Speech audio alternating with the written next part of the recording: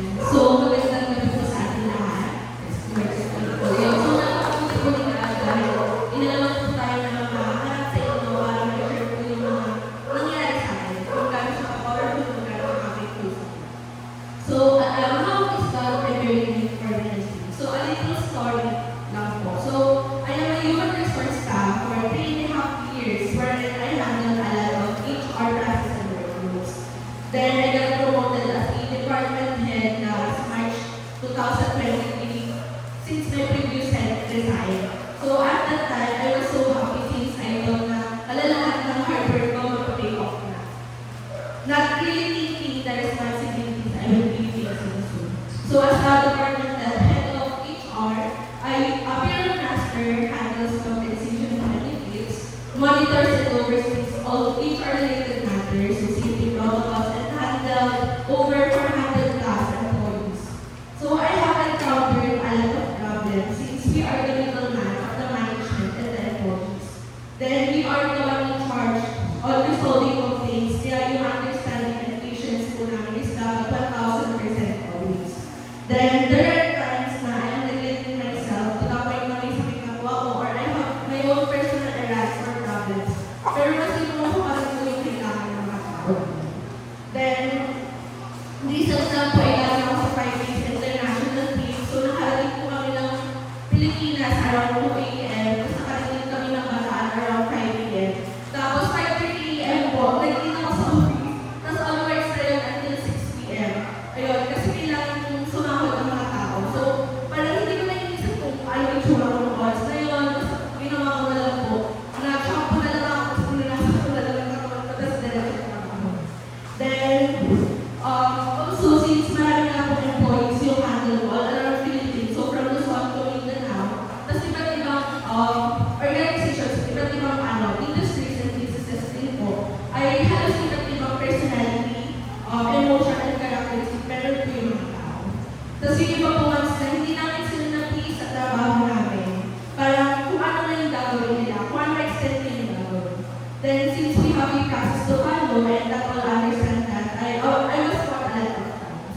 I was taught behind the back a lot of times. I was posted in social media. Those censoring naman po yung personal information. And the major one is filing a case sa akin. So yun po, grabe po yan, all the paperwork are ready namin beforehand. So a week before, or at least before, ng hearing, sometimes, makapaisip na po ako, ano ba yung kasalanan namin? Or ano ba yung ginawa namin? At ba't may ganito ako mag-inis ko naman? So, may recent attend po sa dog is last November 2024. So, nag-travel po kami ng Manila ng Wednesday night around 10 p.m. Tapos yung flight namin 4 a.m. on Thursday. Tapos, nakarating po kami ng Jensen around 6 a.m. Tapos 8 a.m. Na-discuss po ako sa mga tao namin sa Jensen. 8 to 12 yun. Tapos 1 p.m. Piling na po sa dog. Tapos 4 p.m. Uwi na ulit pabalik ng Manila. So, imagine po, gising ako ng Wednesday ng morning para magtrabaho. Tapos, hanggang makauwi po ako sa bahay ng araw, 1 a.m. Friday. Then, back to Jensen po. So, pinakabahan ako kung ano yung gagawin namin sa dollars since alam namin na paano kami rin. Kasi, parang, call ng isang empleyado kung ba't kami nandun.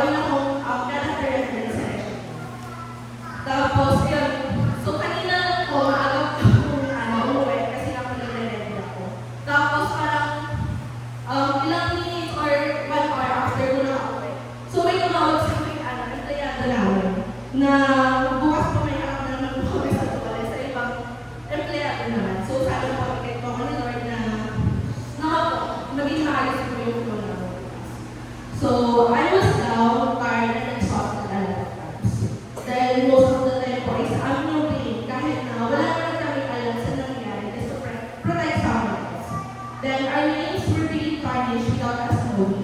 We are not recognized most of the time, and we were always left behind. But regardless of that, I know that I can rely on God and He is with me all the time. Then I look to God and then to other people. And it feels so good to hold on to the Lord because I know He won't let me down. And He will equip me, and I know He will do something about this situation. And in my heart, I know that He will fill His promises to me. And yung trabaho ko lang po ay magtiwala at maniwala sa Kanya. Kasi nilagyan ako sa situation na ito for a purpose. At alam ko po na hindi niya pinigil sa akin ito if hindi ko naman nakakaya. Then, I believe na kakayanin ko po ito lahat dahil nandito po siya sa akin. Then, come to think of it. So, am I tired of serving others? Siyempre, napapagod ko. Then, masaya ba ako kapag ginagawa ko?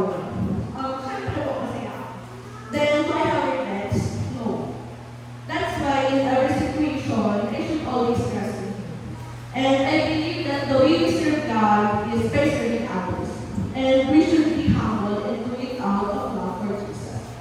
So everyone of us man po ay nakakaroon tayo ng different struggles sa buhay natin. So malaki man yan or maliit, we are physically, mentally, and emotionally drained in some part of our lives. Kaya tulad ng sinasabi ng Chris ngayon, yung ay gusto ba pahinga? So pahinga lang. We can rest in the assurance that God is always on our side. So you did your part, kaya ngayon, watch God do His part in your life. So alam ko po na if all by myself, hindi ko po kakayanin lahat ng yun. Kasi most probably pa hindi ko ako matagal sa trabaho. Kasi 5 years and 4 months na po ako sa trabaho. Kasi sa bahay ko, hindi naman ako kumikita sa gawain bahay. Tapos, thanks God po kasi despite of monthly flight, so halos monthly flights po yung naranasan ko last year. Tapos, halos everyday na okay or yung overtime without pay, ay hindi niya po ako pinabayaan. So, hindi po ako nagkasakit. And I know that all of that happens, all the problems were resolved, all the hardships were surpassed, because it is God who works in me. And God equipped me and prepared, and is preparing me to bring His will into my life. Then, nag-fellowship po kami ng isang katrabaho last week lang. So, we are looking forward sa year 2025 for career advancement and growth. And siya po lately na-answer siya kung ano ba yung plano, kung ano ba yung gusto niya sa buhay. So, marami siya pinapasahang hiring, marami siyang plano for the upcoming months. So, parang na-answer siya lately. Parang halos kami na yung iyak siya. Then, after talking and talking, parang na-realize nila sa amin na yung confusion ko na nararanasan na ngayon ay nangyayari sa kanya in good thing, as a good thing. Since in that way po ay mas makapalapit siya kay God, para mas malaman kung ano yung nililibad sa kanya. Also, sa pamamarakilan ko ay mas tumatawag at nagsisig siya for His guidance. And I am delighted kasi nakakaintindihan kami na dapat ay magtiwala. Magtiwala lang kami sa kanya at sawin niya sa buhay niya. Kasi we know that God is building our faith in the process, kaya po we will be waiting for His perfect time. So, how is God preparing me for His ministry? So, my main verse is Hebrews chapter 13, verses 20 to 21. So, now may the God of peace, who through the blood of eternal covenant, brought back from the dead our Lord Jesus, the great shepherd of Israel, equip you with everything good for doing His will, and make you work in us what is pleasing to Him, through Jesus Christ, to whom we glory forever and ever. So sa Tagalog po, ngayon, ang Diyos ng kapayapaan ang magpapagibay sa inyong bawat gawang mabuti. Siya ay naang sa pamamagitan ng dugo na walang hanggantipan, ang nagpamamuli sa ating Panginoong Jesus mula sa patay na siyang nakilang kasalong pagtulak. Gawin nawa ng kayo ganap sa bawat pupuling gawa upang gawin ang kanyang kaloob. Sa pamamagitan ng Yesu Kristo, may sagawa na sa inyo ang anumang makalulugod sa Kanya. Sunod na ang kawalan magpakailan na siya. So para po sa akin, God is preparing me for this ministry in a way na He is equipping me, He is working in me, and He is enabling me. So God will equip us, God will work in us, and God will enable us. So as they say, if He calls you, He will provide us everything good so that we may do His will. So first is God will live with us. So siya po ang magbibigay sa atin ng kasangkapan. Hindi po tayo, not even ourselves, not even our skills or abilities, but it is solely God. So in every situation, we must always rely on Him. And we are here for a purpose. So sa tingin natin na hindi natin kaya gawin isang bagay, kasi syempre tao lang naman po tayo, ano po yung kaya nyo gawin? So, pero si God po, siya po yung tumatawag sa atin, and siya din po yung mag-i-equip sa atin. Kaya if yung nasa utak po natin ay hindi natin kaya at pag hindi naalang tayo ng loob, ay good thing po ito dahil tutulungan tayo nito para mag-seek more ng guidance niya. Also, to be humble para mag-ask ng help sa Kanya so that He can allow the work He has in us and through us. Then next is, God will work in us. So, siya po yung magtatrabaho sa ating buhay at sa binigay niyang kasangkapan sa ating buhay. So, it is indeed God who empowers us at siya po yung nag-enable sa atin. So, iisipin natin na if this is God's will in my life, pero ba't ako nahihirapan? Bakit may ganitong problema ko natin sa akin? So, it is God's way to remind us na hindi po tayo may control sa buhay natin at sa lahat ng bagay. But sa parang iyon, we can be sure that God isn't leaving us and He is continually working in our lives. Then last is, God will enable us. So, siya po yung magpapakitulad at magpapagana ng lahat natin. God is our enabler dahil wala naman po tayo hindi magagawa dito sa mundo that God has destined us to do or to accomplish. Then, siya po yung nagbigay at siya rin po yung nakikita sa ating mga buhay. And God's enablement gives us all the resources and His wisdom to carry out His plans for us. And yung plano na po na iyon ay para sa ikabubuhay natin and para makatulong sa binigay ng ministry para sa atin. Kaya po, we should let God be the captain of our ship. So yung ship is yung buhay natin. As He is the one who knows the path of our lives, He is the one in charge of our journey in life. Dahil if tayo may mag-decide sa buhay natin, that's like the captain of our ship, since hindi naman po natin alam kung paano totally mag-operate ng ship. So, baka masira, baka magiging sarap yung buhay natin. So, we should always trust God as He will be there to guide us. And we should only let God be the captain of our ship for it to properly sail. So, how God uses me for His ministry. So, God uses me through serving others because it is the way to serve God. And para maipakita natin ang pagmamahal ng Diyos and also to express our faith.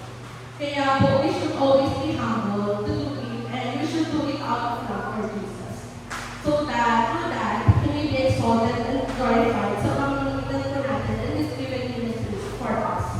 And that is preparing me for His ministry in a way that He is letting me experience all those things and for me to show me na I'm not able to do all of this alone. And He is continuously reminding me that I am weak without Him in my life.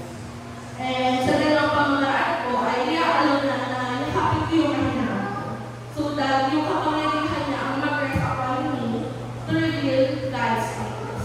And to always be faithful to Him and believe that He will equip me, He will work in me, and He will enable me to carry out His plans on my life and His calling and His given ministry through Jesus Christ so that He may be glorified. Amen. Tapos, for my next question, so, have you encountered a major challenge in your life? Have you ever experienced that God has equipped you? Then did you feel His work in your life? And how did He enable you? So, sa Tagalog po, so nakaranas na ba ng isang malaking hamon sa iyong buhay? Then, if yes